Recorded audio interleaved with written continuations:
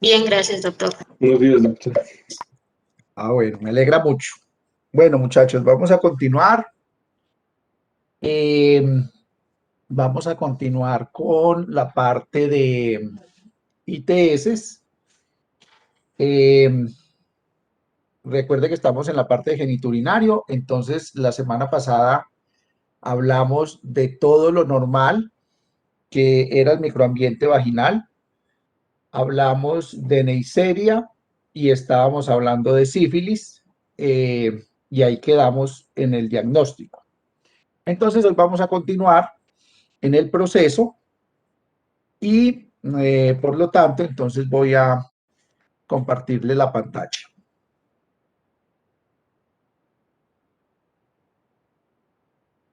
Bueno, por favor me informan si lo están viendo. Sí, doctor. Bueno, nosotros habíamos quedado por aquí en las pruebas, entonces voy a retomar desde esta parte del diagnóstico de sífilis. Entonces recuerden ustedes que hay pruebas treponémicas y pruebas no treponémicas. Dentro de las pruebas treponémicas tenemos pruebas directas, como la microscopía, que les decía la semana pasada, que el microscopio de campo oscuro o la inmunofluorescencia se utilizan como un diagnóstico en las etapas muy tempranas del inicio de la sífilis, sobre todo cuando está la presencia del chancro y la persona lleva menos de 20 días de haberle iniciado el chancro. Entonces, que allí se toma el exudado, un poquito de la muestra, que se pone en solución salina y que se tiene que observar si es por campo oscuro el movimiento en sacar corcho de las espiroquetas, y si es inmunofluorescencia, entonces a través de un anticuerpo monoclonal específico se identifica la espiroqueta a través de fluorescencia. Les decía también que en nuestro medio pues poco se hace este diagnóstico porque se manda muy de vez en cuando, y que estos equipos, tanto el microscopio de fluorescencia como el microscopio de campo oscuro, pues son microscopios costosos. Entonces realmente es pocos los lugares donde se realiza ese diagnóstico directo. Allí hay que tener en cuenta también eh, otra situación, y es que si ustedes llegaran a tener esa situación en su consultorio, les llega una persona, hombre o mujer, que ustedes le logran observar una lesión similar tipo chancro que no lleva más de 15 días, entonces la idea es que ustedes le puedan mandar la serología por lo menos al mes de haber iniciado la infección. Porque probablemente la serología les va a dar un falso negativo. Obviamente, vuelvo y les digo, muy importante, vuelven y le hacen, por favor, ustedes saben que hay guías de manejo para todo esto, entonces, por favor, le hacen las guías de manejo y recuerden ustedes que hay el riesgo social. Si el riesgo social es muy alto de que ese paciente no vuelva porque no se le puede hacer el diagnóstico, hay que comenzar el tratamiento. Digamos que desde el punto de vista clínico usted lo puede comenzar, porque pues peor es que se deje ir una persona que tenga una posible sífilis y que no vuelva. Con el problema de que la sífilis, ustedes saben, tiene periodos en los cuales se supone que el paciente se alivió entre la sífilis primaria y secundaria, y entonces es donde más se genera un proceso de mayor infección en las personas, porque pues esta persona cree que está sana, pero resulta que lo que pasa es que la sífilis sigue en la siguiente etapa, la persona no lo sabe y queda entonces generando un proceso de infección a la pareja o a las parejas sexuales que tengan, y estas a su vez a otras parejas y así sucesivamente. Entonces, eso es muy importante tenerlo claro. El riesgo social lo tiene que tener muy claro, y si el riesgo social es muy alto, es mejor comenzar el tratamiento, mandarlo con tratamiento, porque no es posible pues que se pueda hacer el diagnóstico o esperar ese tiempo hasta que se pueda hacer el diagnóstico adecuado. Entonces, eso pues en cuanto a la prueba treponémica microscópica directa. Hay otras pruebas treponémicas que se utilizan para identificar anticuerpos específicos frente al treponema. Y dentro de esas pruebas tenemos anticuerpos específicos, hay algunas ya pruebas de ELISA, hay otras pruebas de microaglutinación y pues el más conocido y el más importante, digámoslo así, es el FTA-ABS.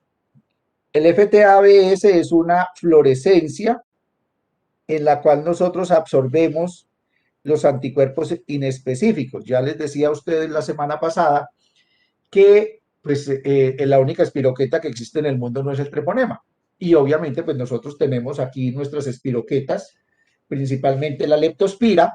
Entonces pueden haber anticuerpos de reactividad cruzada entre las espiroquetas, entonces por eso uno absorbe el suero poniendo unos treponemas no pallidum, se le ponen se pone el suero del paciente, ese suero pone a reaccionar los anticuerpos inespecíficos o los anticuerpos que reconocen los otros tipos de treponema y después se toma ese suero que se le absorbió esos anticuerpos inespecíficos y se hace la prueba frente a treponemas pálidos. De tal manera que si la fluorescencia da positiva, pues se sepa que son anticuerpos específicos solo para el treponema. Entonces, esas serían, digamos, las pruebas treponémicas, el directo, los anticuerpos específicos que se pueden hacer por fluorescencia, que se pueden hacer por microaglutinación y en algunos casos se puede hacer por ELISA. Dentro de las pruebas no treponémicas, entonces tenemos una gran cantidad de pruebas. Está el RPR, está el TRUST, está la serología, que son pruebas que nos permiten identificar anticuerpos no específicos para el treponema. Entonces, si ustedes recuerdan, cuando hablábamos de los factores de virulencia del treponema, decíamos que el treponema, como tiene ese movimiento sacacorcho, él va ingresando a la matriz extracelular y va rompiendo las células y va liberando los fosfolípidos y diferentes tipos de lípidos de las células eucariotas. Se generan unos anticuerpos que se llaman anticuerpos reaginina o anticuerpos inespecíficos, porque realmente son anticuerpos inespecíficos contra antígenos lipídicos. Y entonces eso hace de que se generen unos anticuerpos inespecíficos de tipo lipídico que nosotros identificamos a través de las pruebas no treponémicas. En esas pruebas no treponémicas, entonces utilizamos un antígeno lipídico y ese antígeno lipídico lo ponemos a reaccionar con el suero del paciente y miramos si hay un proceso de floculación. La floculación es la reacción antígeno-anticuerpo entre antígenos lipídicos y los anticuerpos inespecíficos. Esa floculación no es fácilmente visible al ojo, entonces lo tenemos que mirar al microscopio y a eso lo llamamos serología o BDRL. Es mejor que pidan la prueba BDRL porque una serología, desde su etimología de la palabra, una serología es cualquier tipo de anticuerpo contra cualquier enfermedad. Entonces yo podría pedir una serología para toxoplasma, una serología para HIV, una serología para, por ejemplo, para dengue. Se podría pedir, no es lo correcto. Entonces, por eso es mejor que pidan la prueba específica. BDRL. ¿Sí? Bueno, y hay otras pruebas, como el RPR y el TRUST, que son partículas que recubren con el antígeno lipídico para que cuando se lleve a cabo la reacción antígeno-anticuerpo, si el paciente tiene anticuerpos inespecíficos, entonces sea visible sin microscopio la reacción. Entonces, por eso es que se utiliza el RPR y el TRUST, porque son partículas que hacen visible la reacción, porque eso se pega con partículas de carbono o con partículas de azul de toluidina. Entonces, eso se ve al ojímetro cuando se lleva a cabo la reacción antígeno-anticuerpo. Entonces, por eso es que se utilizan esas variantes al BDRL, porque ahí ya no necesitaríamos microscopio, sino que directamente lo podríamos ver Y recuerden ustedes que en esa prueba también se hacen dilución del suero y es muy importante hacer la dilución del suero. Les comentaba la semana pasada eh, que nosotros hacíamos diluciones, uno en 2, uno en 4, en 8, 16 y 32. Entonces, y obviamente uno tiene que hacer una reacción directa entre el suero del paciente y en este caso el reactivo, que es el antígeno lipídico, sea TRUS o sea RPR o sea BDRE. Entonces uno lo primero que hace es que coge 100 microlitros no, 50 microlitros del suero, se le adiciona una gota del reactivo, sea el TRUS, el RPR o el BDRL, se pone a agitar para que se lleve a cabo la reacción antígeno-anticuerpo. Eso se hace a temperatura ambiente. Se agita por unos, por unos 3 a 5 minutos y después se mira al microscopio si es serología, BDRL o se mira al ojímetro en un cartoncito blanco donde se lleva a cabo la reacción, si es un TRUS o un RPR. Si esa da reactiva, que es como por ejemplo acá, estos grumos fuertes, entonces empezamos a diluir el suero. Tomamos 100 microlitros de suero y le echamos 100 microlitros de solución salina. Esa es la dilución 1 en 2. Después cogemos 100 microlitros de esa dilución anterior y le echamos 100 microlitros más de otra solución salina. Esa sería la dilución 1 en 4. Y así sucesivamente hasta completar pues digamos, varias diluciones. Uno generalmente cuando ve la primera reacción, de acuerdo a si es fuerte o es débil, uno hace más diluciones o hace menos diluciones. Pero uno generalmente hace 5 y las pone nuevamente, vuelve y echa el reactivo, vuelve y hace la mezcla durante 3 a 5 minutos y vuelve y mira el microscopio y observa hasta qué dilución hay la reacción de floculación o la reacción antígeno-anticuerpo. Y usted informa en su reporte serología o BDRL 1 en 16. Eso quiere decir que se diluyó 16 veces el suero y todavía estaba dando reactivo. ¿Qué miramos nosotros? Miramos si los grumos son grandes, medianos o pequeños. Si el grumo es grande, lo llamamos reactivo. Si los grumos son muy pequeños, lo llamamos débil reactivo. Y si no hay grumo, lo llamamos no reactivo. Entonces, aquí hay diferentes formas de hacer el reporte. Entonces, por ejemplo, en este caso, se cogió el suero del paciente y sin diluir dio reactivo, después se hizo la dilución 1 en 2, dio débil reactivo y en 1 en 4 ya no hubo reacción. ¿Cómo se reporta eso? BDRL reactivo 1 en 2 o un DILS. En este caso, el suero directo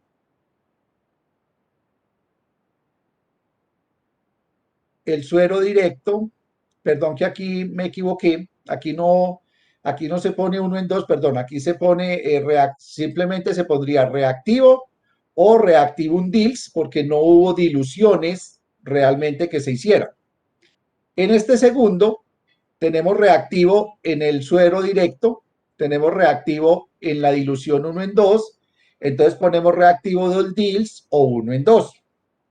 En este caso, por ejemplo, dio reactivo directo, dio reactivo en la dilución 1 en 2, dio reactivo en la dilución 1 en 4, en 1 en 8 dio débil, entonces mire que yo no reporto el débil, sino que reporto el reactivo reactivo, entonces digo reactivo 4 DILS o 1 en 4. Y así sucesivamente. Este es un caso bien particular, porque mire que aquí está débil reactivo y después aquí aparece reactivo y reactivo. Esto es posible.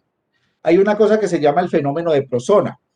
El fenómeno de Prosona es un fenómeno en el cual cuando hay tanta cantidad de anticuerpos, es necesario que haya una concentración adecuada tanto del antígeno como del anticuerpo, pero como el anticuerpo está en tan alta concentración, las primeras reacciones dan débil reactivo, o sea, el anticuerpo no es capaz de reaccionar bien con el antígeno, entonces uno empieza a diluir y en vez de bajarle la grumosidad, aumenta en la medida que diluimos el suero. Eso se debe a que hay una concentración muy alta de anticuerpos y en la medida que uno va diluyendo, entonces el anticuerpo se va volviendo, digamos, en la concentración más adecuada para reaccionar con el antígeno y por eso se ve reactivo, reactivo, reactivo, hasta que por fin, después de hacer muchas diluciones, pues ahora sí empieza a bajar la reacción. Entonces, en este caso, por ejemplo, es débil reactivo, reactivo 1 en 4, reactivo 1 en 8, ya baja la reacción real, débil reactivo, no reactivo, entonces aquí el débil no se reporta, sino que se reporta el reactivo, donde hubo una reacción reactiva verdadera. Entonces aquí decimos reactivo 8 DILs o 1 en 8. Y el último que me interesa que vean es este caso. Una reacción directa con el suero, dio débil reactivo, o sea, vimos unos grumitos ahí muy duros, no tan duros, perdón, no tan fuertes, y entonces hicimos dilución y no volvió a tener reacción. Entonces, en este caso, nosotros reportamos débil reactivo. Bueno, no se les olvide también, jóvenes, que de acuerdo con la guía, se considera reactivo o se considera positivo los anticuerpos no treponémicos para un paciente infectado con sífilis cuando los anticuerpos están por encima de 1 en 8. Pero también les decía a ustedes la semana pasada, por favor, jóvenes, recuerden que uno no tendría por qué tener una serología reactiva así fuera débil. Entonces, hay que mirar dentro de su anamnesis si es que el paciente tiene una enfermedad autoinmune, si de pronto el paciente fue tratado alguna vez para sífilis, porque pueden quedar, hay pacientes que quedan después del tratamiento para sífilis, quedan con una producción de anticuerpos no treponémicos allí que siguen, pero en muy baja cantidad, eso puede suceder, o puede ser una persona que alguna vez le dio sífilis, que nunca en su vida se dio cuenta, y puede ser que esté desarrollando o esté a futuro desarrollando una sífilis terciaria. Bueno, no se les olvide entonces, también les recuerdo, hay sífilis primaria, que es la del chancro, la sífilis secundaria, que es la que tiene los efectos en la piel, en palma de manos y pies, perdón, y tenemos la sífilis terciaria, que ocurre mucho tiempo después y que puede generar daños a nivel del sistema nervioso central, a nivel de la piel, a nivel del corazón. Bueno, esto es las otras pruebas no treponémicas que existen en el mercado. Entonces miren que el RPR se llama reaginina plasmática rápida, es muy buena porque usted mira, estos son partículas de carbón. Entonces miren un negativo, un no reactivo, y miren los reactivos. Usted ve los grumitos del carbón acá. Y cuando se hace con toluidina, lo mismo, usted puede ver por el color, puede observar los grumos y entonces no necesita microscopio. Si fuera serología normalita, el BDRL, tendría que utilizar microscopio. Entonces, por eso se utilizan estas pruebas, porque estas pruebas le dan color y se permite ver sin necesidad de microscopio. Bueno, estas pruebas tienen falsos positivos y negativos, porque estos son anticuerpos no específicos. Todo lo que genere unos anticuerpos inespecíficos, como por ejemplo el síndrome de anticuerpos antifosfolípidos, que esto se utiliza mucho en las mujeres que tienen abortos a repetición. Lupus eritematoso sistémico, que es una enfermedad autoinmune. Una fiebre reumática, que es una enfermedad autoinmune. Algunas infecciones de tipo viral, la neumonía por neumococo, esto sí sería bacteriana. La mononucleosis infecciosa, porque es un virus que afecta a los linfocitos B y produce muchos anticuerpos inespecíficos. Las hepatitis en la forma aguda podría tener serologías positivas, no necesariamente por encima de 1 en 8, pero podría tener serologías reactivas. La lepra, la malaria, la artritis, ya lo dijimos. Otras infecciones treponémicas, embarazo, ancianos y muestras hemolizadas. O sea, todo esto nos puede dar falsos positivos en las pruebas no treponémicas. Falsos negativos, el fenómeno de persona que les acabé de hablar, bajo título de anticuerpos también. Nos puede ser porque el paciente tiene un problema de inmunidad o puede ser porque el paciente le dio la sífilis y mucho tiempo después se hizo una serología. La presencia de sustancias inhibidoras en el suero del paciente, pues esto sí ya es como más del ámbito del laboratorio, que se esté guardando bien la muestra, que esté bien conservada, que no se contamine. El VIH, pues obviamente por la inmunosupresión. Eh, que se esté guardando mal la muestra y un error técnico. Esta tablita es muy importante porque esta tablita les está mostrando la positividad de las pruebas treponémicas, perdón, de las pruebas no treponémicas en el tiempo.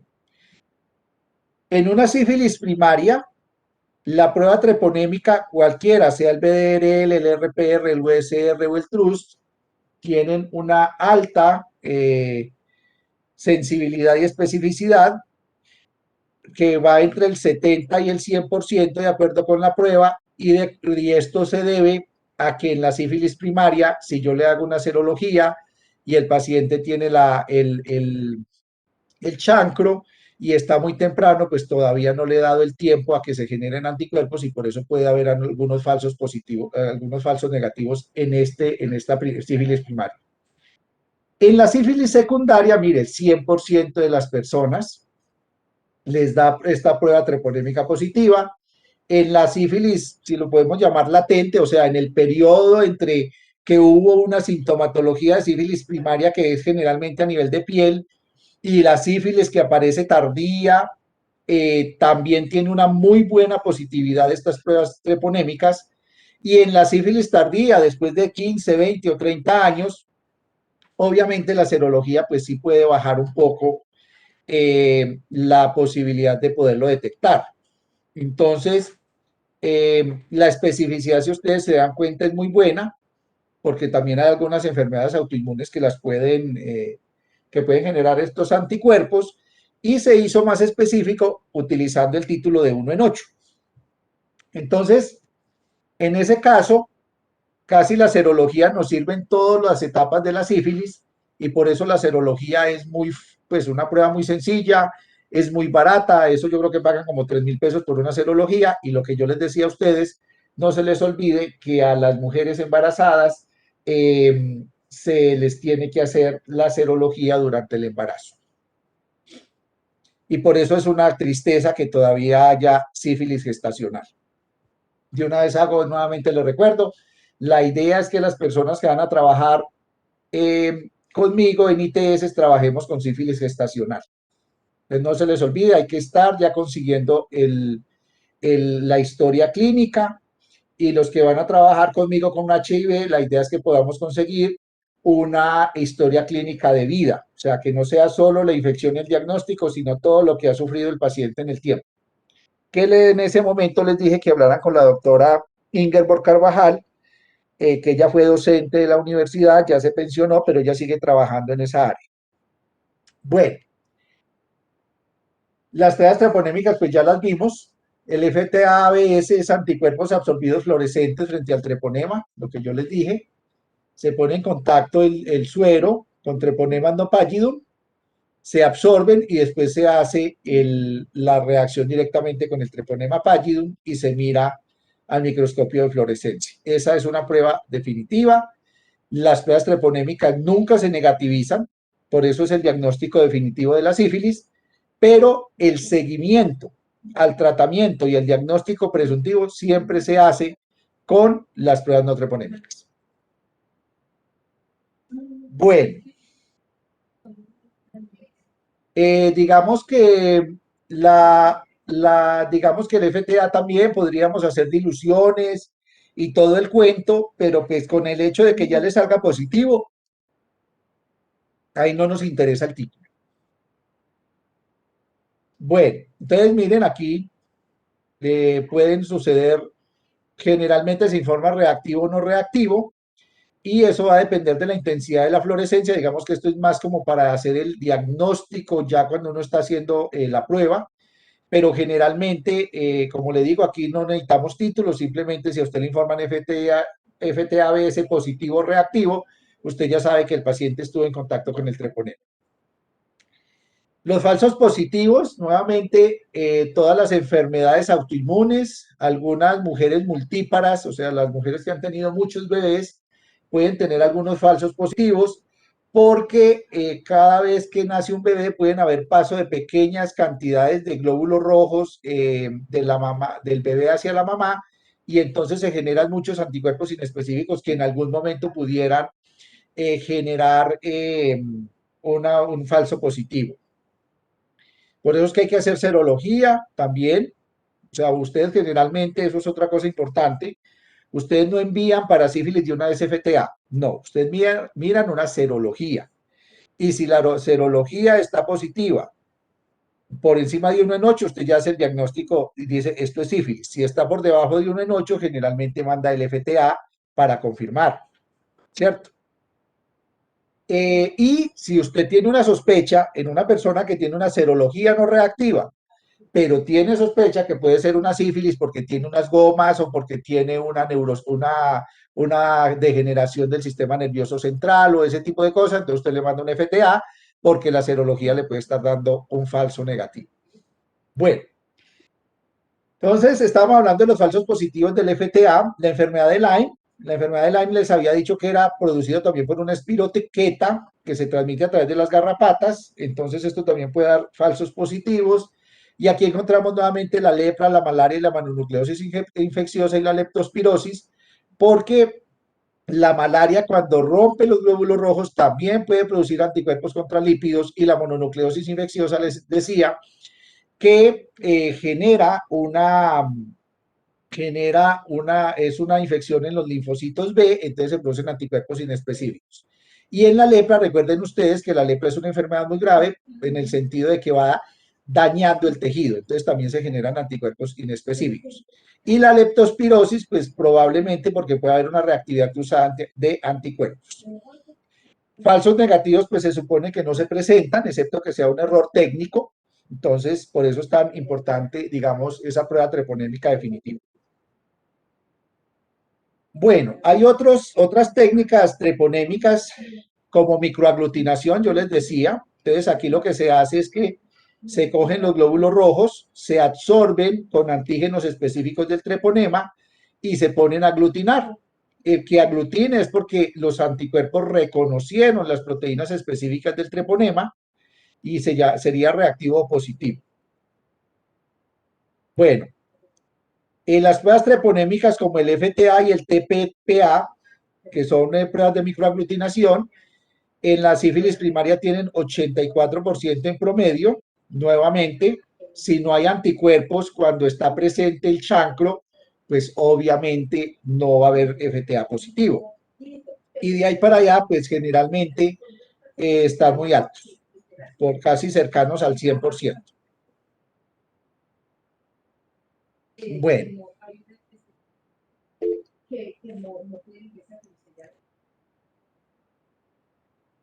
listo. Entonces aquí lo mismo, las pruebas treponémicas, las pruebas no treponémicas, que puede dar falsos positivos, ya lo habíamos dicho, hepatitis, mononucleosis, infección, sarampión, y el FTA, que nos puede dar también algunos falsos positivos. Aquí están nuevamente las enfermedades autoinmunes, esto ya lo habíamos hablado. También hay ELISAs que detectan anticuerpos específicos frente al treponema. Entonces, lo que se hace es que se absorben proteínas que generalmente son proteínas recombinantes, pedacitos de las proteínas de la sífilis se absorben en el ELISA, perdón, en los pocitos, y después se pone el anticuerpo del paciente a ver si reconoce ese antígeno, y si da color es positivo. También se puede hacer Western blot, obviamente en nuestro medio el que más se utiliza es el FTA. El ELISA pues también se puede utilizar, y la microaglutinación sé que también la utilizan. El Western blot es poco utilizado, pero pues digamos que en una institución que trabaje en enfermedades venéreas, pues lo más probable es que sí lo tengan, pero también se puede hacer un Western blot para hacer diagnóstico definitivo. La ventaja del Western blot es que él muestra los anticuerpos frente a las proteínas diferentes proteínas del treponema. Bueno, esto es más o menos lo mismo. ¿Cuál es la sensibilidad y la especificidad de las pruebas? Entonces aquí tenemos no, las pruebas no treponémicas y las pruebas treponémicas. Nuevamente en la sífilis primaria pues es donde hay un poquitico menos de positividad, luego les digo por lo del chancro, pero de ahí para allá en la secundaria, en la sífilis secundaria, temprana y ya latente, aunque bajan las pruebas treponémicas la positividad, las pruebas no treponémicas siguen siendo muy cercanas al 100%. Bueno, entonces, aquí esto es un algoritmo más o menos. Entonces, usted le llega a un paciente, tiene una lesión. Si la lesión está presente, pues la idea es que le mande a hacer un campo oscuro, preguntarle hace cuánto le empezó la lesión, ta. Se le hace un campo oscuro o una inmunofluorescencia, si es posible, pues identificarla. En Pereira yo sé que lo hacen, aquí no. Entonces se le hace tratamiento y ya está el diagnóstico. Si este campo oscuro pues no funciona bien y ya lleva más de 15 días, 20 días de la lesión, entonces se puede hacer una serología. Si da reactivo, hay que mirar el título. Generalmente, pues los anticuerpos van a estar bajos porque apenas está empezando la infección. Entonces, se recomienda hacer el FTA, que el FTA pues ya nos daría, si es reactivo, pues obviamente tratamiento. Si, si esta serología no da reactiva, entonces dice repetir a la semana, al mes y a los 3 meses. Con el fin de o que suba el título, porque por ejemplo le dio una serología reactiva 1 en 4. Entonces, de acuerdo con la guía, pues usted no está en la guía porque sería 1 en 8. Yo personalmente pues le comenzaría el tratamiento, porque pues además me imagino que el paciente le está diciendo en la anamnesis que usted ya tuvo, una lesión tipo chancro y fue reciente y que ya le desapareció, que no sé qué, entonces se podría hacer. O si esta serología da, digamos, la serología da no reactiva, entonces ya empieza a reactiva, el FTA nos puede dar la solución. Bueno, ¿qué es más o menos lo que dice acá? Si aquí esto da, la serología da no reactiva, entonces se repite el BDRL o se hace un FTA-ABS. Y también en el caso de, por ejemplo, sobre todo en las infecciones, en la sífilis, en la neurosífilis, que aparece ya mucho tiempo después, 20 o 30 años de la infección, en la edad pues, ya adulta del paciente, se puede hacer serología de líquido cefalorraquídeo y se puede hacer FTA de líquido cefalorraquídeo. También se puede hacer para hacer el diagnóstico de neurosífilis. Bueno, preguntas hasta acá. Doctor, Sí, señor.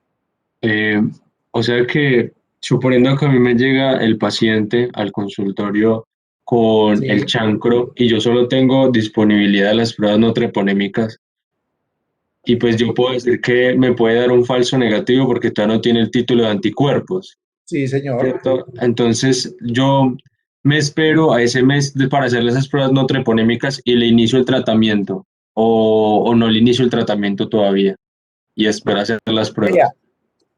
vuelvo y les digo del riesgo social. Yo personalmente, obviamente yo no soy médico y pues yo no estoy con la carga, digamos, del sistema de salud.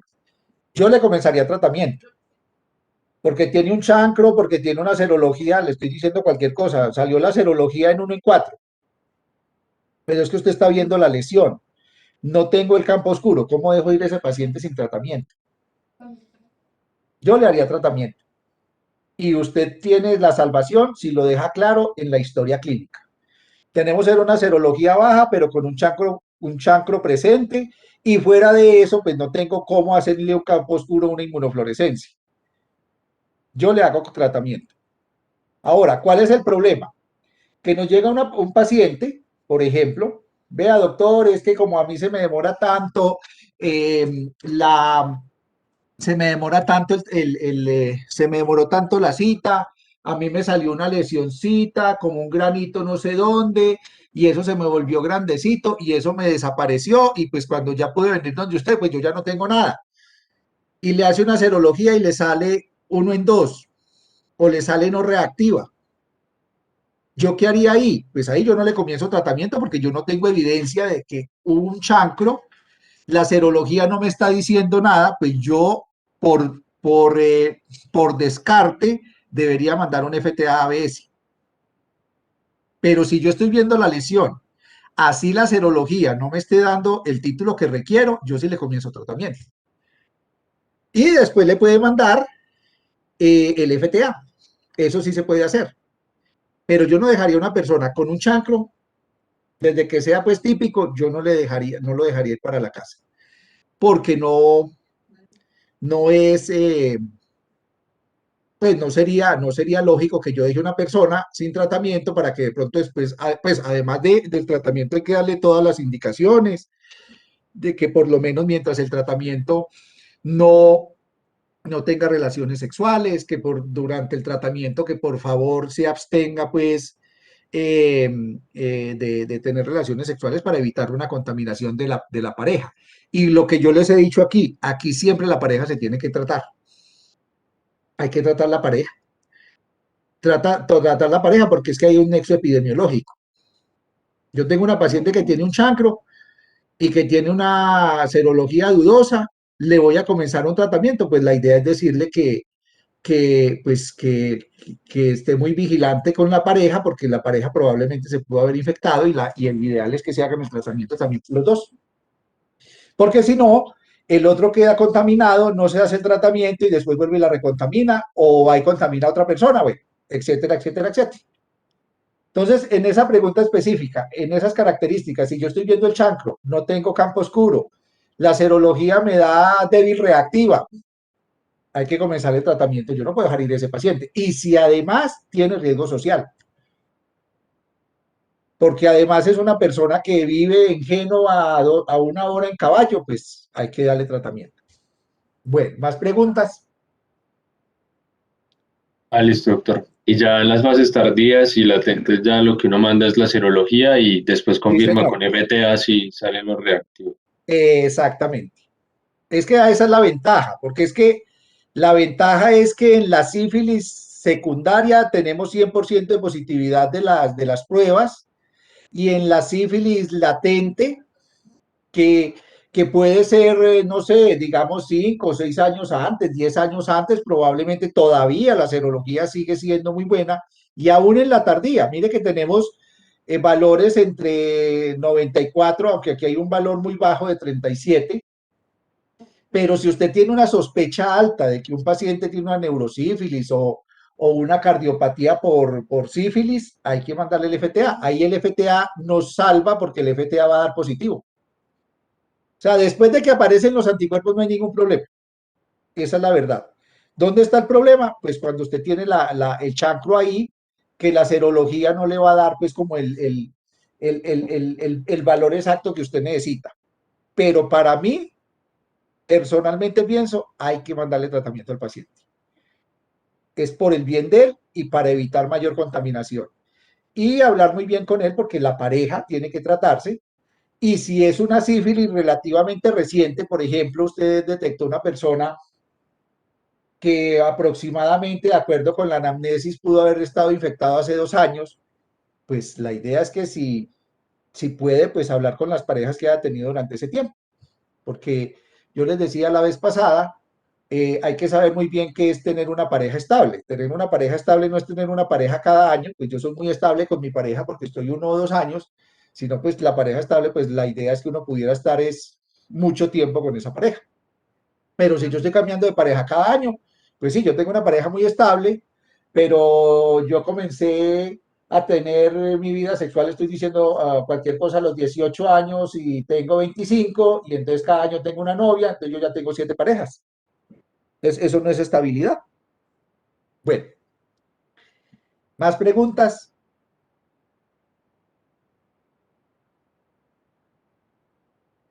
No, Bueno, y otra cosa importante, no se les olvide que para la neurosífilis hay que hacer punción lumbar. O sea, usted le puede mandar la serología normal, la serología en sangre, le puede estar dando cualquier título, 1 en 2, 1 en 4, 1 en 8, débil reactivo, pero si usted está pensando que ese paciente tiene una neurosífilis como tal, ahí sí es necesaria la punción lumbar y hacer serología directamente del líquido cefalorraquídeo. Es mucho más sensible y específica la serología en neurosífilis del líquido cefalorraquídeo porque yo puedo tener títulos más altos de anticuerpos en el líquido cefalorraquídeo que lo que tengo en la sangre, porque en la sangre ya pasó mucho tiempo la infección. Además, la barrera hematoencefálica no permite el paso adecuado, entonces generalmente en el líquido cefalorraquídeo puedo tener títulos mucho mayores de la serología y por eso pues hay que hacer la serología en líquido cefalorraquídeo. Sí, señor, por ahí va a preguntar algo más. ¿Alguien?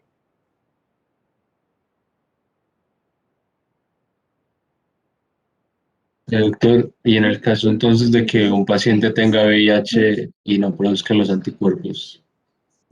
Ese sí es un problema muy complejo, porque eso sí ya va, depende del análisis que usted haga directamente del paciente. Me explico. Si usted tiene un paciente que tiene 200 CD4 por milímetro cúbico, le manda una serología y le da débil reactiva o le da 1 en 2 y tiene una sintomatología de algo neurológico, pues similar a neurosífilis, pues hay que darle el tratamiento. Usted le manda siempre el FTA, pero en ese desgaste del sistema inmune, en estos pacientes que ya están en la fase de SIDA, que tienen 200 CD4, que los anticuerpos ya han bajado mucho, usted tiene que hacerle el tratamiento. Ahí sí le toca por clínica, porque si digamos que clínicamente está apuntando a eso, hay que hacerle el tratamiento al paciente. Pero pues esos ya son casos muy especiales y hay que analizar toda la historia clínica del paciente, porque puedo tener otro paciente, que es un paciente VIH, que tiene los linfocitos CD4 por encima de 500, que está hemodinámica física, mentalmente, bueno, mentalmente no digamos que está bien, pero que tiene un problema mental, pero el otro lo tiene bien, pues el sistema inmune está funcionando bien y no habría ningún problema con las pruebas diagnósticas. ¿Dónde vamos a tener problemas con las pruebas diagnósticas? En esos pacientes de VIH, que ya el sistema inmune está muy deteriorado, o sea que generalmente ya están en fase de SIDA y que esos linfocitos están probablemente por debajo de 200, son los pacientes que probablemente ya pueden tener esa falseación, digámoslo así, en las pruebas diagnósticas. Doctor, muchas gracias. Bueno, continuamos. Clamidia. Entonces, la clamidia, les habíamos hablado en el núcleo integrador. Es un coco gram negativo, realmente él es gram negativo no porque sea gram negativo, sino porque recuerden que no tiene péptidoglucano y entonces como no tiene péptidoglucano, entonces la bacteria para poder evitar la falta de péptidoglucano, lo que hace es ser una bacteria intracelular. Entonces, claro, cuando se tiñe con la coloración de gram, pues se podría observar, perdón, se podría observar como un coco gram negativo. Es una bacteria muy pequeña, obviamente, porque además es intracelular, ya se los dije. Eh, Son parásitos intracelulares estrictos, presentan un ciclo de multiplicación típico, son incapaces de generar su propia energía, entonces por eso además también necesitan de la célula. Contienen en su pared lipopolisacáridos y tienen algunas proteínas en la membrana externa que le ayudan a la bacteria a tener, digamos, la estructura y resistir en el momento en que tiene que estar, digamos, expuesta al medio exterior. Son inmóviles y carecen de péptido glicado. Bueno, son clamidiales de la familia Clamidiacea y el género Clamidia. Estas son como las más importantes. La Clamidia trachomatis, que es la más común, digamos, en infección de transmisión sexual. La Citasi, que puede ser, que puede estar también con la neumonía generando neumonías, que producen, perdón, generalmente neumonías atípicas. Bueno, aquí pues como más o menos dónde se encuentran. Entonces la clamidia trachomatis y neumonía es, el hospedero es el humano. La citasi puede venir de las aves y algunos mamíferos. Las infecciones que causa son tracoma de transmisión sexual y neumonía infantil. También los niños se pueden infectar, obviamente, a través del canal del parto y les da una infección en el párpado, que es lo que llamamos tracoma. La clamidia neumonía, pues produce neumonía, bronquitis, enfermedad crónica, y esta citasi también produce neumonía. Tipos de inclusiones: citoplasmáticas unas, citoplasmáticas muchas y citoplasmáticas muchas, o sea, producen varias estructuras dentro de la célula. Recuerden ustedes que estos microorganismos no se pueden tratar con penicilinas, cefalosporinas,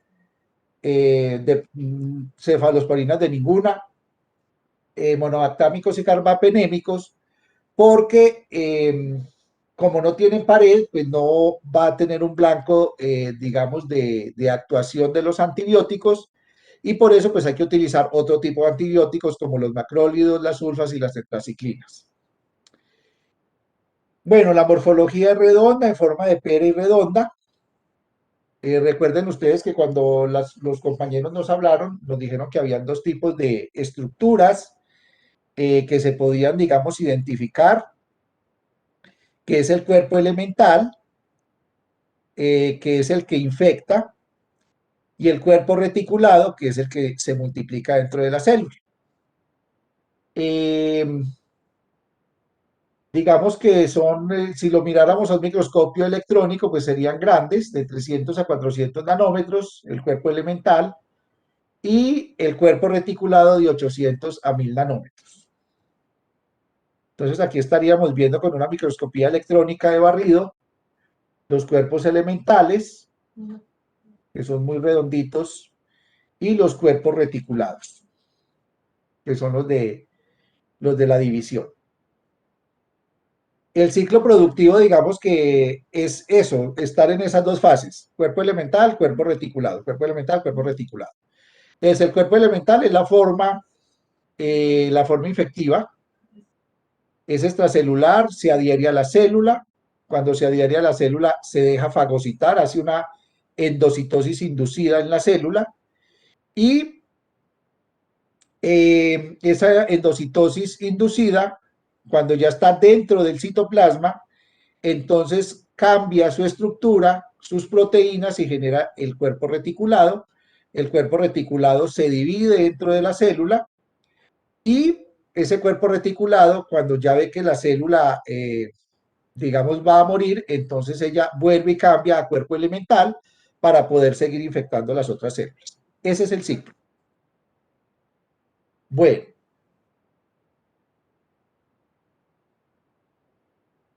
los factores de virulencia: está la proteína MOMP, que es una proteína, la proteína mayor de membrana externa, que era lo que yo les decía, que es una de las proteínas que le ayudan al parásito a tener como la estructura de la pared, que en este caso no tiene peptidoglucano. Hay otra proteína de 60 kilodaltons, que también ayuda con las MOM a darle esa integridad al parásito. Y hay otra proteína de 12 a 15 kilodaltons que ocurre o aparece solo en los cuerpos reticulados. Perdón, que no están en los cuerpos reticulados. Entonces, más o menos esta es la estructura de la bacteria. Aquí tendríamos la membrana celular. Aquí tendríamos las proteínas MOM, lo que yo les decía, como son las más grandes, son las que más ayudan a sostener la estructura de la bacteria. Y aquí tendríamos los lipopolisacáridos y por aquí tendríamos las otras proteínas que le sirven de anclaje, pues, para sostener la estructura de la bacteria. ¿Qué infecciones producen? Las infecciones oculares como el tracoma. Ocurre entre 5 a 12 días después de estar en contacto con la bacteria. Obviamente usted también se podría infectar eh, sus ojos si lleva obviamente la secreción hasta el ojo, ¿no? Bueno,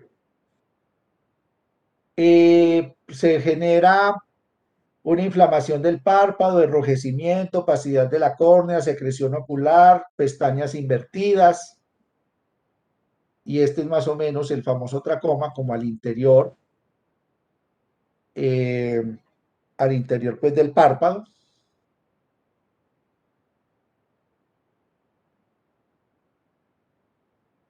También se puede producir el linfogranuloma venéreo,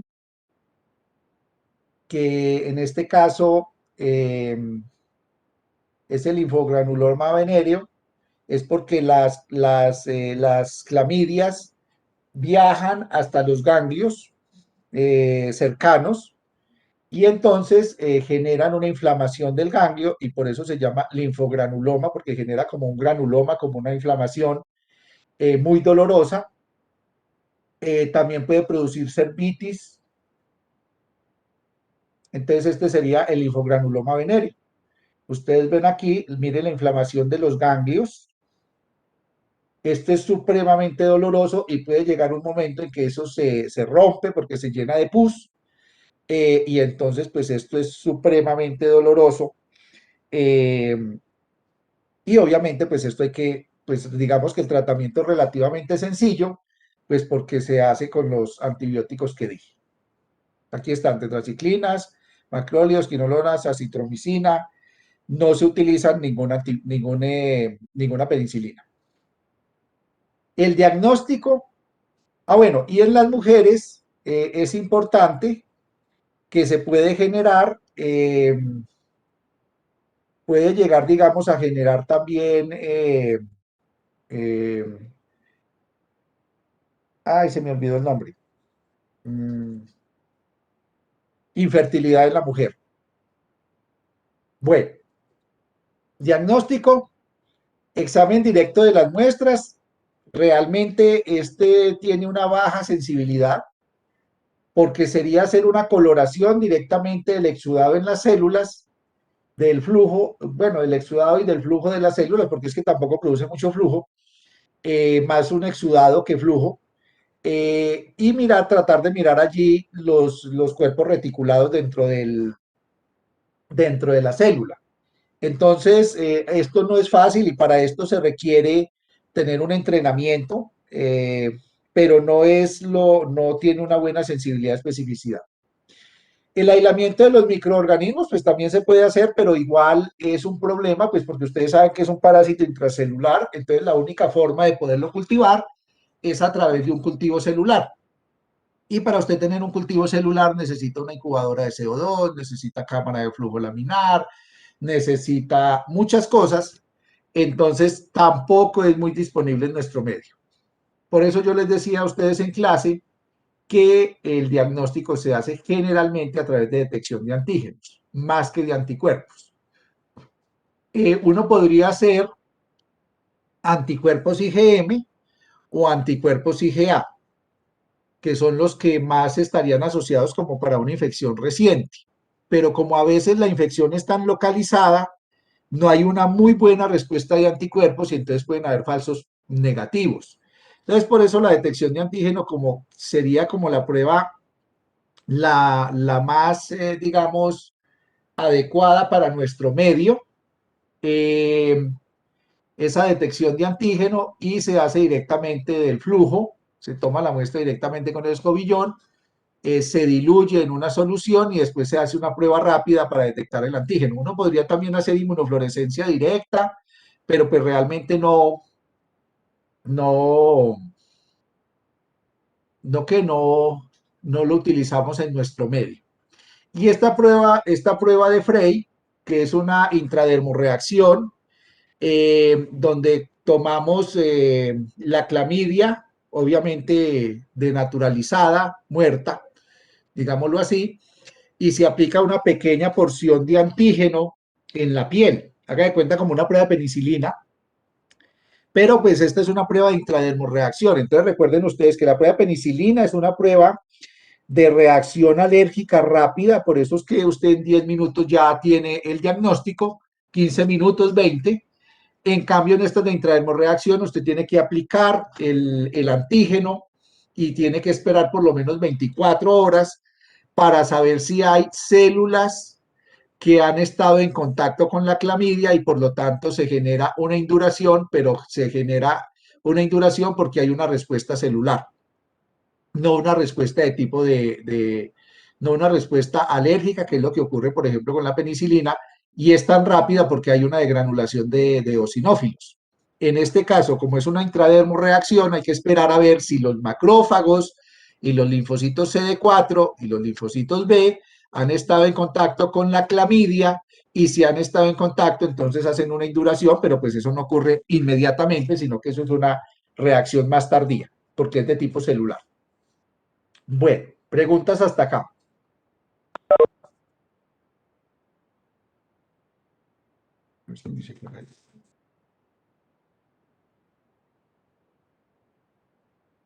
Bueno, entonces seguimos con Candida albicans.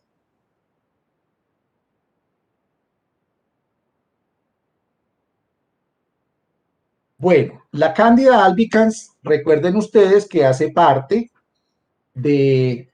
puede hacer parte de la flora normal que se encuentra en la vagina. Recuerden ustedes nuevamente, en la vagina tenemos una mayor cantidad de lactobacilos.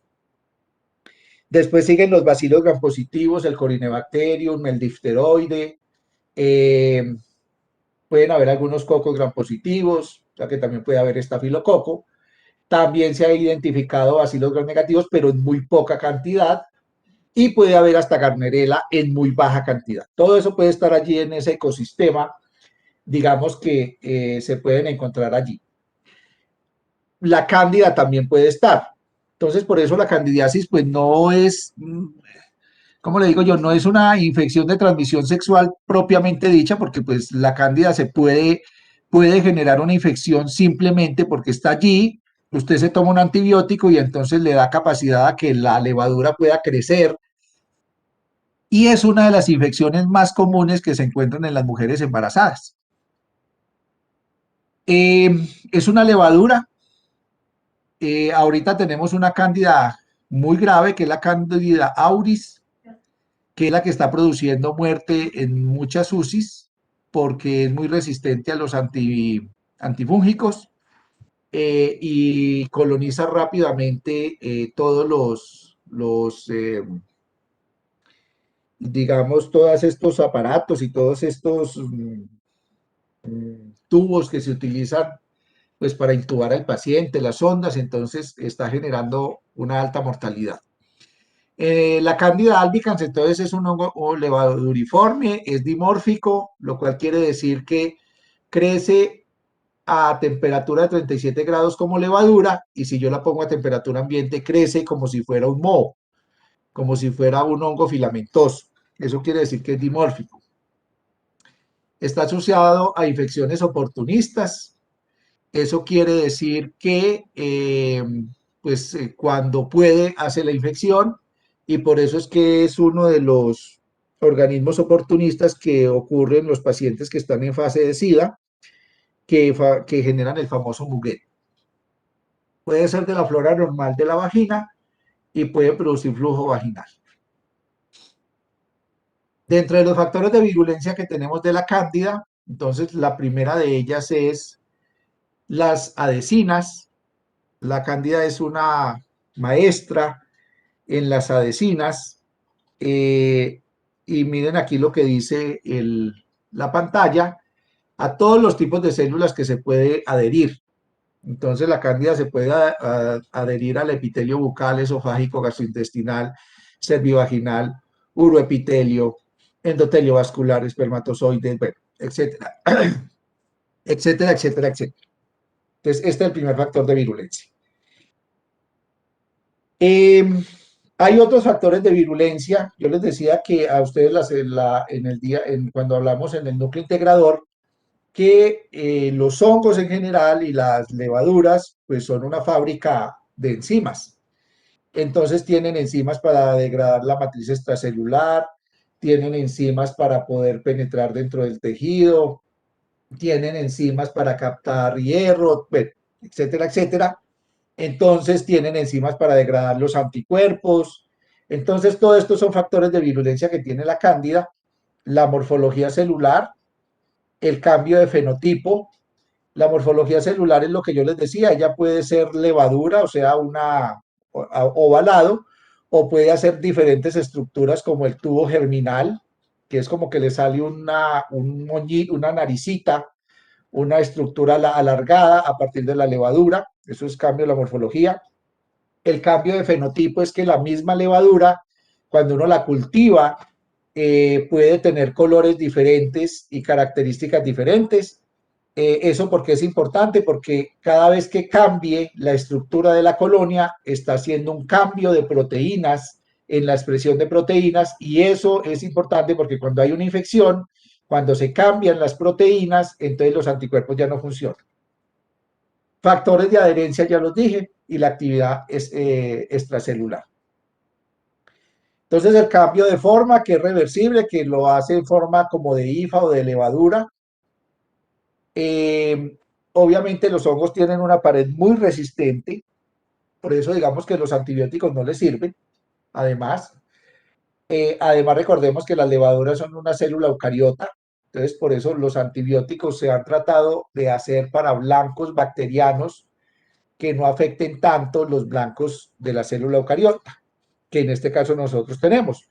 Entonces las levaduras es una célula eucariota, entonces pues no sería viable utilizar, por ejemplo, un inhibidor de ribosomas o de la subunidad grande o pequeña, pues porque también nos podría inhibir a nosotros nuestros ribosomas, porque ya somos muy pareciditos, por lo menos en esas estructuras básicas. Bueno, estos hongos pueden tener presencia de una sustancia parecida a la melanina, y eso pues también les ayuda porque les evita que haya una respuesta inmune adecuada. Bueno, ya les había dicho de la morfogénesis, que ella puede cambiar sus formas en el cultivo, y también su cambio de forma de levadura a pseudohifa. Entonces estas son, por ejemplo, el dimorfismo. Aquí la podemos ver en forma de levadura, aquí la estamos viendo en tubo germinal, y aquí la estamos viendo como pseudohifa. Cada vez que la levadura cambia de una estructura o de una forma, la expresión proteica es diferente. Por lo tanto, el sistema inmune no alcanza a neutralizar toda la estructura de la levadura. Y estas estructuras alargadas además son muy buenas para ellas, porque un neutrófilo o un monocito no alcanzan a hacer fagocitosis. Si ellas están en forma de levadura normal o así chiquitas, hay probabilidad de que los neutrófilos y los macrófagos la fagociten, pero en este tipo de estructura no es posible que puedan ser fagocitadas. Esto es lo que vemos en un flujo vaginal cuando hay una infección por cándida. Entonces ustedes lo que ven aquí, estos palitos son levaduras de este tipo, sino que eso lo llamamos nosotros pseudohifa. ¿Por qué pseudohifa? Porque parece una hifa de un hongo filamentoso. ¿Por qué sabemos que no es una hifa? Porque aquí hay interrupción de la estructura. Cuando usted ve una hifa completa, no hay estos tabiques, digámoslo así.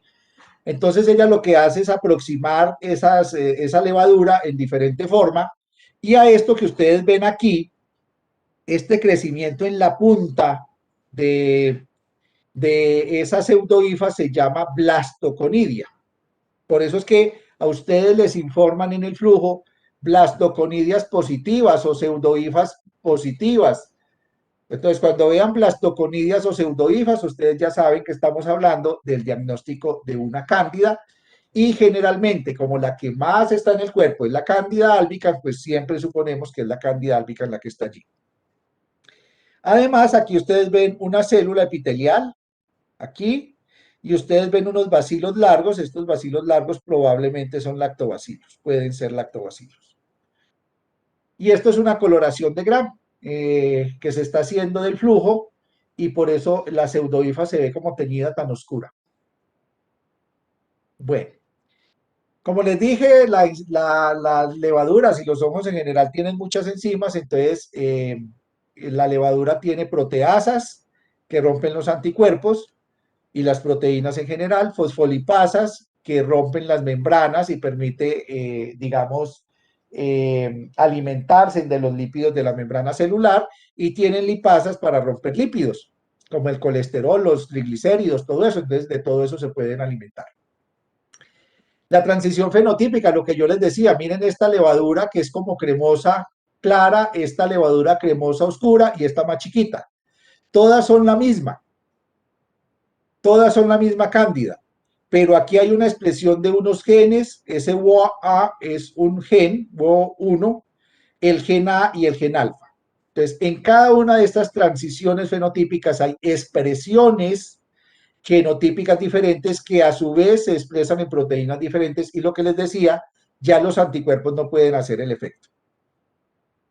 Otro problema de la cándida, que no es solo de la cándida, sino de muchos microorganismos, es que la cándida puede ser uno de los primeros colonizadores que permiten la formación de los biofilm.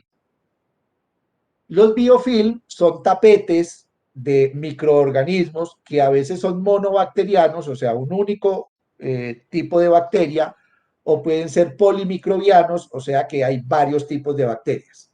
En muchos biofilm hay una mezcla entre cándida con otros microorganismos, un estreptococo, un estafilococo, estafilo y estrepto y cándida. Entonces, entre más microorganismos haya, pues más grave va a ser el biofilm. Si ustedes ven estas micrografías electrónicas, ustedes ven como un tapete lleno como de hifas. Entonces, ahí hay otro problema, porque cuando usted está tratando esto, un biofilm, pues estas bacterias que están acá, o estas levaduras que están en la parte superficial y entran en contacto con el antibiótico, probablemente se eliminan, pero estas que están al fondo o en el intermedio, si no les llega la buena concentración del antibiótico, no se puede eliminar, o sea que queda una recidiva, o simplemente el tratamiento no funciona y la bacteria sigue haciendo su infección, y en este caso la levadura. Bueno, la candidiasis, el 75% de las mujeres experimentan por lo menos una crisis durante su vida, o sea que es una infección relativamente normal. Pues normal no, es una infección relativamente recurrente o fácil de encontrar. 45% de las mujeres tendrán 2 o más crisis por año. La cándida albicans es la causa del 85 a 90% de las infecciones por levaduras. Y hay otras cándidas como la Glabrata tropicalis, y pues aquí habría que meter la auris, que pueden generar, bueno, en este caso no vulvovaginalis, sino porque la cándida albicans también puede generar infecciones sistémicas como la cándida auris. Bueno, el diagnóstico, entonces, muy importante saber cómo es la secreción. Se me olvidaba eso. Recuerden ustedes, gonococo, una secreción abundante, mucopurulenta. La sífilis no produce secreción, produce un exudado. La clamidia no produce secreción. Bueno, digamos que sí hay algo de secreción, pero es más un exudado mucoso, más una mucosidad, más que una inflamación propia y una reacción leucocitaria abundante. Entonces allí también tendríamos esa parte. Y la cándida sí produce una secreción abundante, cremosa, hay mucha piquiña, hay ardor, hay irritación, hay eritema. Entonces, por eso generalmente las mujeres digamos que solicitan la prueba rápidamente porque el prurito es muy alto. ¿Cómo se diagnostica? Para este sí el único diagnóstico, pues el diagnóstico es muy sencillo, simplemente el frotis de flujo, miramos las blastoconidias, miramos los pseudomicelios y listo. No hay realmente necesidad de hacer nada más. ¿Cuándo se manda un cultivo? Cuando ustedes tienen una paciente con infecciones a repetición. ¿Para qué? Para saber si hay una resistencia a los antifúngicos. O hay un problema, digamos, del sistema inmune. También podría ser. ¿Dónde se puede cultivar? En agar sangre, en agar saburó, que estos son medios, digamos, sencillos. Y también se pueden hacer pues pruebas de PCR, de reacción en cadena de la polimerasa, pero pues en nuestro medio no. En nuestro medio lo diagnosticamos con la microscopía. Este es más o menos, miren, como leche cortada. Aquí está el útero, el cuello del útero, y aquí está pues obviamente la secreción que se produce, en este caso por la cándida, y nosotros al mirar al microscopio, pues observamos, vuelvo y les digo, las blastoconidias, que son estas levaduras que crecen aquí en este ápice de la conidia, de la pseudohifa y las pseudohifas. Bueno, preguntas hasta acá.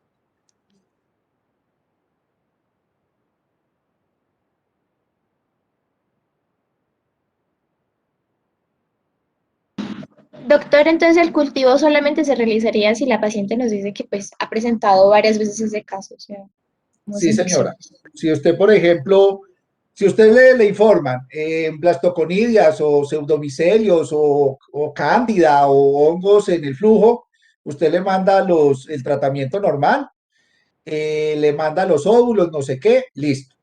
No hay necesidad de que usted mande un cultivo, eso se trata así ya.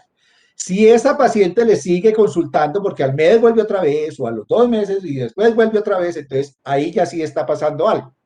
O hay un problema del sistema inmune de la paciente o hay un problema en la resistencia porque el tratamiento no le está funcionando. Entonces, en ese caso es cuando se pide el cultivo. Y también se pediría un antibiograma. La idea es que si lo van a hacer, sería lo mejor. Si es posible eh,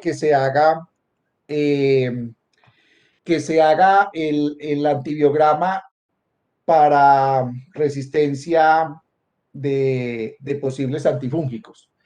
Lo que pasa es que tampoco es fácil que en el medio lo encuentre, porque eso no es muy común que usted esté haciendo, todavía no es común hacer antibiograma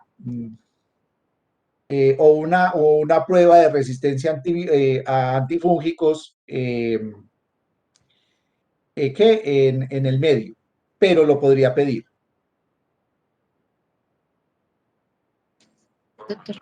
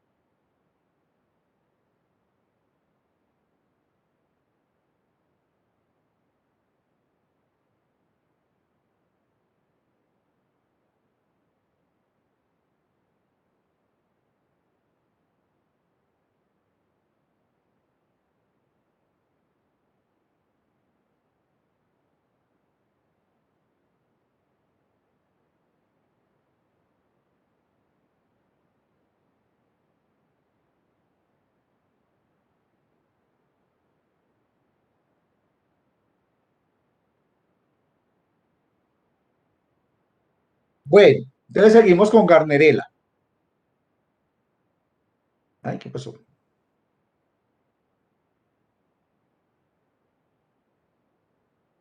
Bueno, la Garnerela, entonces recuerden, es un cocobacilo gran variable.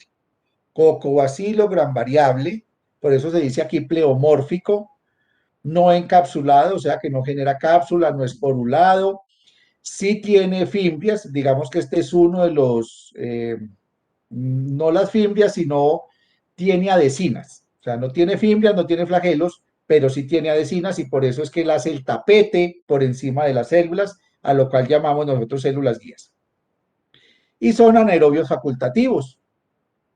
Los factores de virulencia tienen actividad hemaglutinante, o sea que eso quiere decir que aglutina glóbulos rojos y tiene adhesinas, a pesar de que no son fimbrias, tiene adhesinas que les permiten adherirse a las células del epitelio. Ellas aparecen siempre y cuando haya una disminución de la flora lactobacilar, lo cual genera un aumento del pH y lo cual genera una disminución del peróxido de hidrógeno y de las defensinas que producen los lactobacilos. Y entonces eso permite de que haya un aumento en la proliferación de la Gardnerella. Digamos que la Gardnerella vaginalis no necesariamente solo se transmite pues no es solo una infección de transmisión sexual, teniendo en cuenta de que puede ser una flora normal en la vagina. Entonces, por eso no necesariamente es una enfermedad de transmisión sexual. Bueno, a esto se le llama vaginosis bacteriana porque hay un desbalance en la flora bacteriana y eso es lo que genera que crezca la Gardnerella y a su vez se genere entonces flujos ocasionados en este caso por la Gardnerella. Recuerden ustedes que hay unos criterios para la vaginosis. No se les olvide el pH por encima de 4,5. La vagina debe tener un pH por debajo de 4,5. La presencia de las células indicio o células guía es lo mismo. La ausencia de leucocitos, esto es algo bien interesante. La Gardnerella no produce inflamación. Ella no produce leucocitosis. La clamidia no produce tanta leucocitosis, por eso no produce una secreción franca. La cándida sí produce mucha reacción leucocitaria aumentada y por eso produce, pues mucha no, yo diría que moderada, no mucha porque mucha sería la gonorrea. La sífilis pues no produce secreción. Bueno, entonces el aumento del pH por encima de 4,5, el aumento de las células indicio células guía y el famoso test de aminas, que es que cogemos una gotica del flujo, se le echa un poquitico de KOH al 10% y si eso huele a pescado, eso se le conoce el test de aminas positivo. Bueno, esta es la interpretación de los criterios de Nugent. Estos son unos y estos son otros. Estos de los criterios de Nugent es de acuerdo con la cantidad de lactobacilos que tiene la flora vaginal. Entonces vuelvo y les digo, una vagina sana debe tener 4 cruces mínimo de lactobacilos. Mire que cuando hay 4 cruces de lactobacilos, generalmente no hay cocobacilos gram variables y por lo tanto no hay otro tipo de flora bacteriana visible, porque eso no quiere decir que no haya. Lo que pasa es que cuando nosotros miramos al microscopio, pues no los observamos. ¿Y por qué no los observamos? Porque están en poca cantidad y por eso no los alcanzamos a visualizar. Pero pues nosotros no somos, en el microscopio, pues no alcanzamos a ver. Entonces, generalmente tenemos 4 cruces de lactobacilos. Entonces, cuando usted tiene 4 cruces de lactobacilos, generalmente la puntuación de estos criterios de Nugent para la vaginosis es de 0. Si ya tiene solo 3 cruces, mire, entonces ya pueden empezar a aparecer, entonces usted ya va sumando, tiene 3 cruces de lactobacilos, aparece células guía una cruz y aparecen otros bacilos negativos como los mobiluncos positivos. Entonces ahí le va sumando. ¿Para qué? Para saber si hay una vaginosis. Y así sucesivamente. Entre menos lactobacilos hay, se aumentan las otras floras bacterianas y ya con esto pues usted ya tiene el diagnóstico. Casi de aquí para abajo ya hay diagnóstico de una vaginosis. Porque usted ya encuentra lactobacilos poquitos, encuentra las células guía, encuentra mobiluncos, o sea, otra flora bacteriana gram negativa, y fuera de eso se le hace el test de aminas, que debe dar positivo, y las células guía positivas. Entonces ya con eso usted tiene el diagnóstico de esa vaginosis. Este es una coloración de Gram de una célula guía. Entonces miren la célula acá y miren esta gran cantidad de mugre que tiene esa célula encima. Ese mugre que ustedes ven ahí son los cocobacilos gram variables y esto se llama una célula guía. Y estos cosos largos de acá son moviluncos. Y si ustedes ven aquí, aquí no se ven casi leucocitos. Esto es un leucocito, pero mire que aquí no hay más. Y esto que ustedes ven aquí son los lactobacilos. Vean, estos son los lactobacilos. Por eso algunos laboratorios informan bacilos gram positivos tipo lactobacilo, porque es que el lactobacilo es muy característico. Es un bacilo muy grande, muy gordo, a diferencia de otros bacilos que son mucho más pequeños. Entonces es muy característico. Preguntas hasta acá.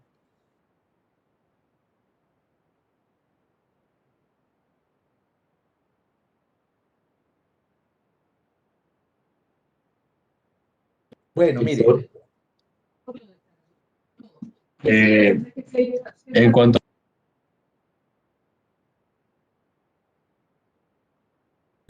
Doctor, en cuanto a los probióticos que se le pueden dar a la mujer, eh, uno, o sea, ¿cuándo estarían bien indicados así la paciente?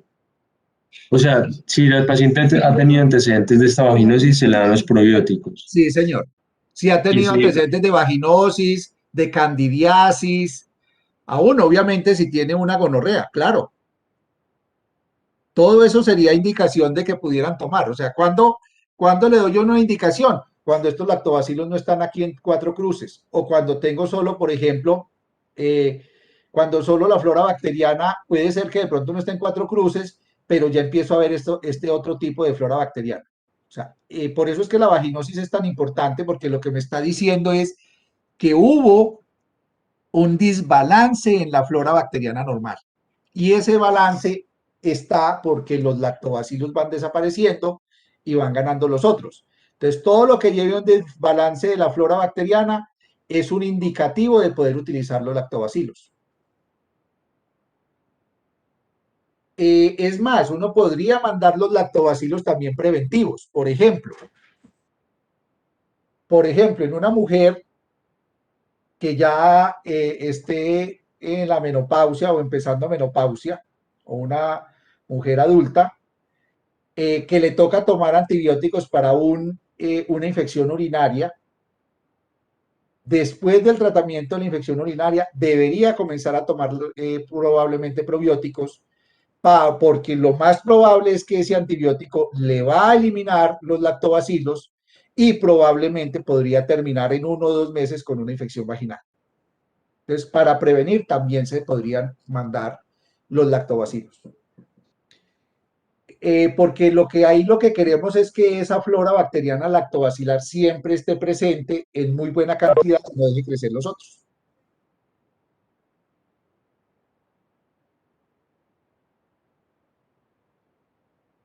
Bueno,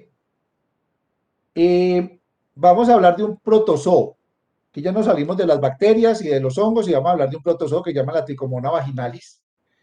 Esa no la alcanzamos a ver en las ITS, pues por tiempo. Ya muy poco se ve. Yo cuando comencé, por allá en el año 95, a hacer mi rural, vi mucha tricomoniasis vaginal. Era muy común en esa época. Es un parásito que está asociado obviamente con un desbalance completo de toda la flora bacteriana. La tricomona solo aparece cuando ya la vagina, digámoslo así, ha perdido su balance normal de, de lactobacilos. Se han instaurado los bacilos gram negativos, no necesariamente tiene que ser enterobacterias, pero se han instaurado los bacilos gram negativos, probablemente la Gardnerella, y entonces ahora sí tenemos un ambiente propicio para que la tricomona pueda estar. Bueno, ¿por qué? Porque la tricomona es un anaerobio, entonces necesita que haya flora anaeróbica que le cambie ese ambiente para que ella pueda vivir favorablemente. Bueno, La tricomona es un parásito flagelado que se transmite por vía sexual, se llama Tricomona vaginalis. Es un parásito anaerobio que genera hidrógeno para combinar con el oxígeno y crea un ambiente anaerobio. Y la tasa de transmisión es alta, 70% después de un solo contacto. O sea, se transmite rápidamente. Esta es la tricomona. Ella tiene 3 flagelitos aquí adelante. El pH vaginal normal es generalmente desfavorable para la infección. O sea que si usted tiene si la vagina está normal y tiene un pH menor de 4,5, no habría tricomona. Entonces, pues les digo yo que tiene que haber un desbalance completo de la flora bacteriana.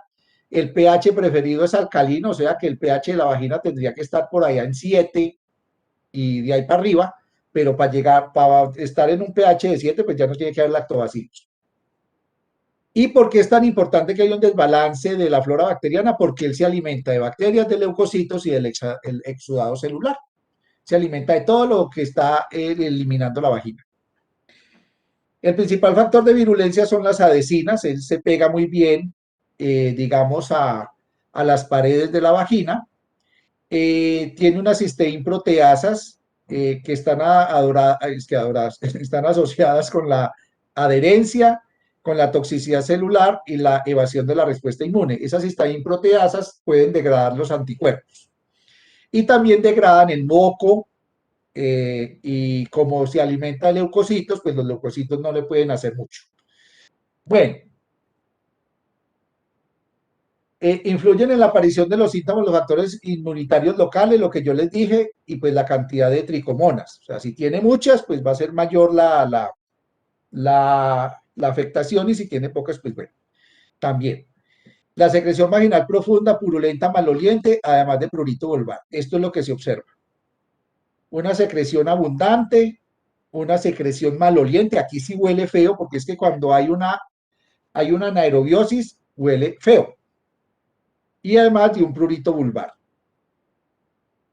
Y cuando hay alta concentración del parásito, se genera un eritema vaginal en forma de manchas que se llama cuello en forma de fresa. Entonces, miren, aquí tenemos cómo se diagnostica, simplemente con el flujo, en el fresco directamente. Yo cojo una gotica del flujo, lo pongo en el microscopio, lo miro. Aquí lo que estamos observando de esto grande es una célula. Esto que ustedes ven aquí chiquitico, redondito, son los leucocitos, y esto ovaladito son las tricomonas. Se ven muy bonitas porque ellas se mueven, entonces es muy fácil de diagnosticar. Este es el tipo de secreción, como blancuzca o amarillosa, espumosa. Haga de cuenta así como un yogur, como un kumis. Y este es el famoso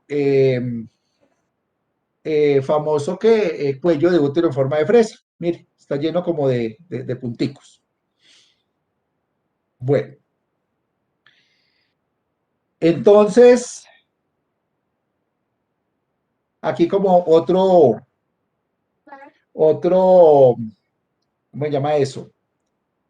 Otro algoritmo de las infecciones de transmisión sexual. Entonces, vulvovaginitis y vaginosis en mujeres. Causas no infecciosas, irritación química, por baños de burbujas, por perfumes, detergentes, por las duchas vaginales, por los tampones, bueno, etcétera, etcétera. Exudados fisiológicos, debidos a cambios hormonales. Ya les dije a ustedes que la mujer en ovulación se supone que aumenta el moco por cambios hormonales, etcétera, etcétera. Esto serían causas no infecciosas, o sea que pueden haber algunas causas no infecciosas que pueden generar algún tipo de flujo que no va a ser tan abundante cuando hay una infección, pero que también se puede presentar. Y causas infecciosas, entonces tendrimos la cándida. Entonces recuerden aquí, es un flujo en forma de leche cortada, hay mucho prurito, puede haber enrojecimiento.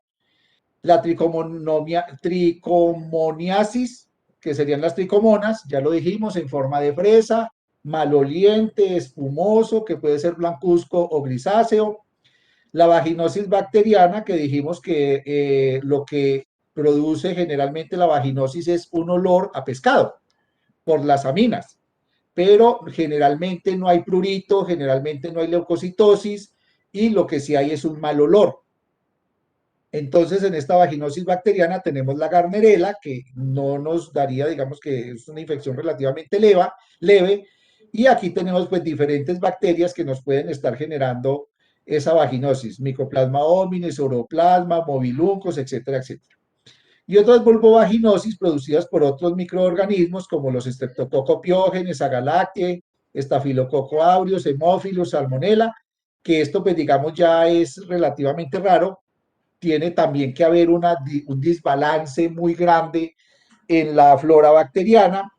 Y aquí de pronto sí nos quedan algunos grupos aquí, como el herpes, que generalmente no produce una secreción, sino que el herpes, ustedes saben, produce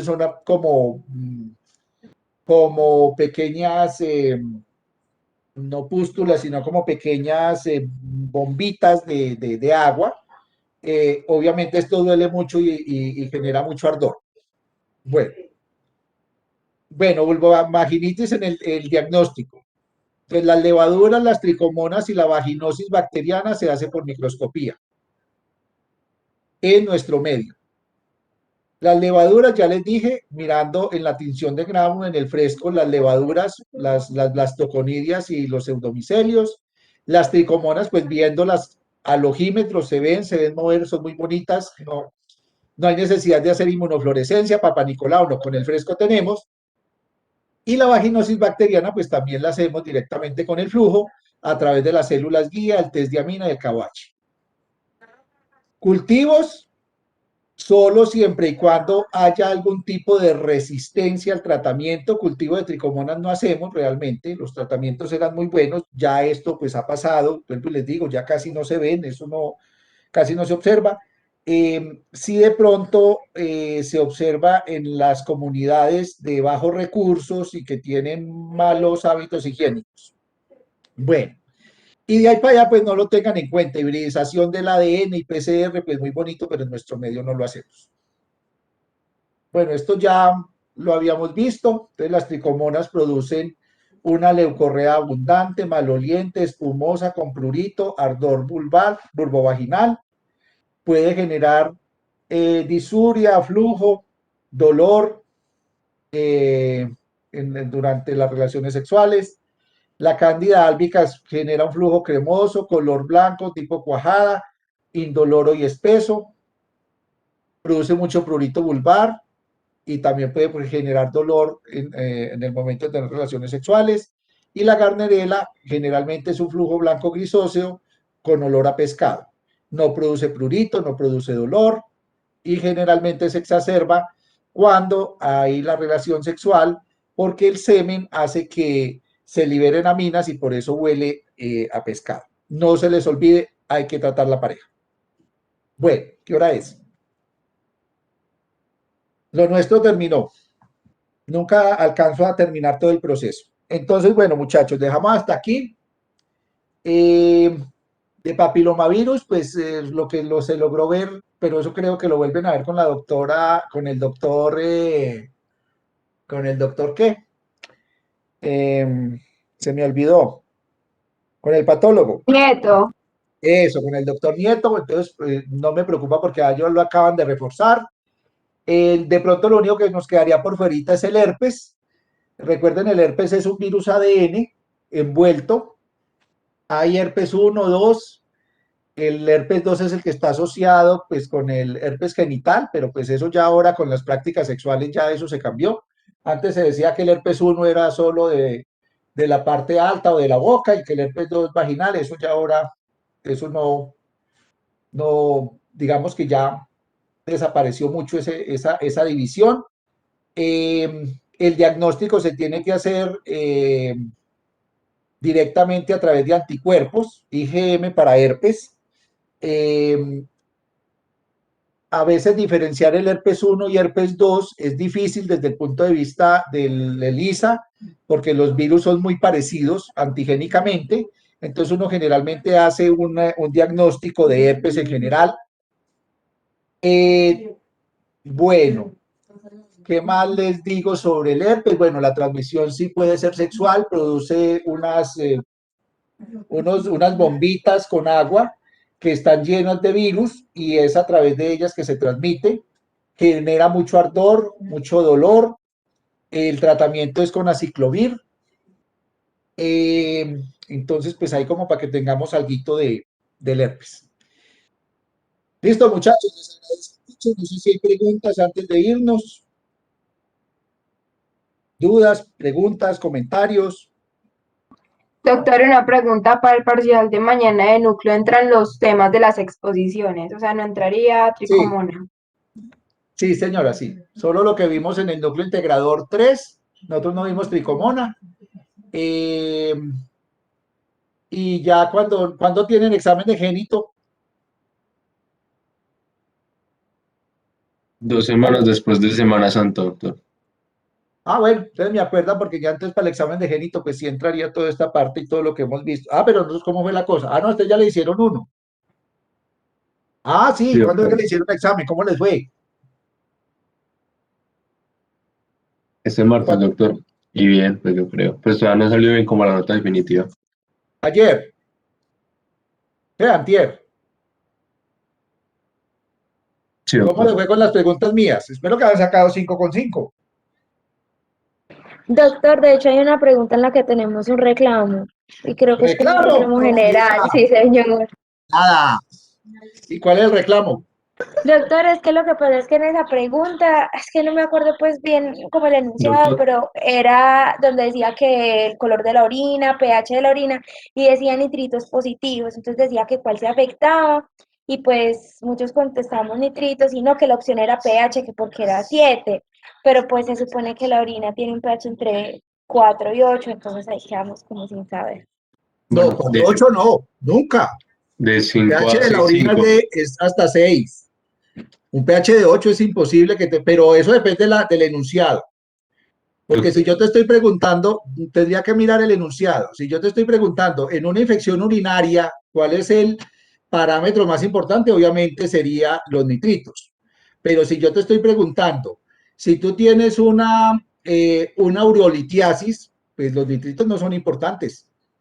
Y ahí probablemente el pH para saber qué tipo de, de, de posible, se me olvidó el nombre, de los posibles cristales se está produciendo, o la sangre, que generalmente es la respuesta, porque cuando va pasando el cristalito, va rompiendo, va haciendo pequeñas laceraciones en los túbulos y por eso aparece la sangre posteriormente. Entonces habría que mirar el enunciado de qué te estoy preguntando para saber si de pronto fue un error mío.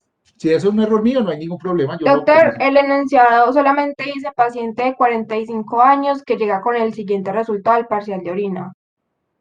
Y pues entregan Sí, entonces todos los resultados, entre esos están todos nitritos positivos y pH de 7. Y pues lo que dice por Carol de eso, la pero pH de 4 a 8 es porque en el documento que estaban aulas virtuales, pues decía que estaba como en ese rango. venga, señorita, pero ¿y qué? ¿Y no decía nada más? no, ¿Qué era doctor, lo que tenía? Doctor, sino que aparecía 7 el parámetro de pH, pero preguntaba que cuál era el parámetro más importante para la infección urinaria y era nitratos, no pH. Entonces, Bueno, entonces sí pudo haber ese es sido el- un error mío. Si es así como me lo cuentan, pues sí fue un error mío. sí, porque en el pH Porque sí, sí, Aunque pues obviamente deberían los nitritos. también se podría ver la posibilidad de valer las dos para no afectar de pronto No, no, a el uno. pH no tiene nada que ver con una infección urinaria. Pues Doctor, es que bueno, no, el o sea, yo enunciado puse solo dice, nitritos, pero yo lo digo porque pues yo sé que muchos pusieron pH y les quedó buena, entonces a muchos les afectaría. En mi caso yo puse nitritos. No, no Pues importa, pero es que eso depende. Si hay un error y el error fue mío, yo lo corrijo a lo que es. Porque todo el mundo puso pH, fue porque doctor, subieron entre todos. Pero tiene que haber un sustento desde el punto de vista clínico y desde el punto de vista del laboratorio para decirme que el pH es lo más importante en una infección urinaria. Entonces ahí sí, si hubo un error mío, pues yo lo corrijo porque hay un error. Pero el hecho de que ustedes hayan puesto todos pH porque sí, porque le dieron al otro que el pH, no, eso hay un sustento y se los estoy dando. Y se habló en la clase. Los dos parámetros más importantes que tiene el citoquímico de orina son los leucocitos y los nitritos.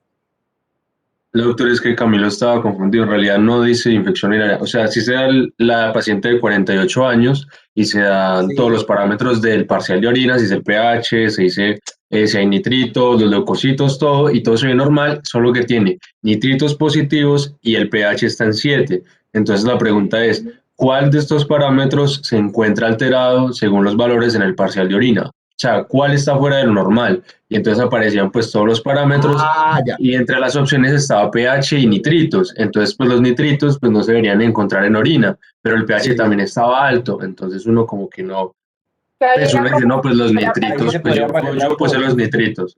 de pronto Listo, es que era para poner varias opciones y pues solo se marcó como una o algo así, quién sabe. listo, yo reviso entonces. Yo Listo, doctor, reviso. muchas gracias. ¿Quién es el coordinador? La doctora Robledo, doctor. Bueno. Entonces yo espero que la doctora me mande y yo reviso, ¿sí? Yo reviso ahí la pregunta.